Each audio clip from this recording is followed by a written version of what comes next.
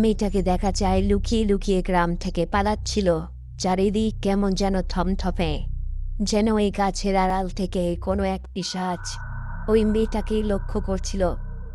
মেয়েটা যখন ওই নির্জন স্টেশনে পৌঁছল, হঠাৎ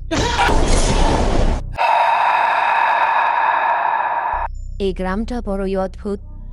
8 দিনের জন্য এই গ্রাম থেকে কেউ বের হবে না, না তো এই গ্রামে অন্য কোনো মানুষ আসতে পারবে। এমন কি হয়েছিল এই গ্রামে? কেন এই গ্রামের মধ্যে যেখানে সেখানে কাকগুলোকে এরকম অবস্থায় পাওয়া যায়? শোনা যায় এই গ্রাম নাকি 12 বছর ধরে কোনো অশুভ আত্মার কবলে। এই বাড়িটা থেকে প্রতিদিন রাতের বেলায় বাচ্চা মেয়ের কান্নার আওয়াজ পাওয়া যায়, যেটা মুভির অন্যতম একটা বড় টুইস্ট হতে চলেছে। গ্রামবাসীদের দেখা যায় অদ্ভুতভাবে তারা একের পর এক আত্মহত্যা করে চলেছে। কেন? টুইস্টের পর টুইস্ট আসে এই মুভির মধ্যে। একটা সেরা South Indian masterpiece AST story presence Virupaksha. সালটা 1979। রুদ্রবনম নামে ভারতবর্ষের একটা গ্রাম।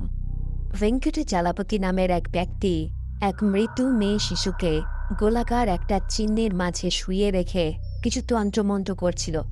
তার ঠিক উল্টো দিকে বসেছিল তার স্ত্রী। ভয়ে কাঁপছিল, মুখে কথা নেই, চোখে আতঙ্ক। এমন সময় দেখা যায় গ্রামের মানুষজন দৌড়ে ভেঙ্কটের বাড়ির দিকে এগিয়ে আসে।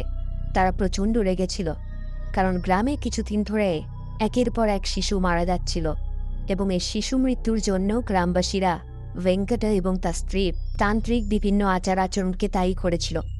দেখা যায় গ্রামবাসীরা তাদেরকে চুল ধরে টেনে ঘর থেকে বের করে এবং একটা গাছে বেঁধে দেয়। কারো কোনো কথা না শুনেই জীবন্ত অবস্থায় সেই গাছ সহ দুজনকে আগুন লাগিয়ে দেয়। আগুনে পুড়তে থাকে দুটো দেহ। এই ভয়ঙ্কর ঘটনার সবকিছু দেখছিল ভেঙ্কটের ছোট ছেলে ভৈরবা। সেই বাবা মার মর্মান্তিক মৃত্যু দেখে চিৎকার করে কাঁদতে থাকে। আগুনে পুড়তে পুড়তে ভৈরবার মা শেষবারের মতো চিৎকার করে এবং গ্রামের দিকে একটা অভিশাপ ছুড়ে দেয়। সে চিৎকার করে বলে, আর 12 বছর পর এই গ্রাম শ্মশান হয়ে যাবে।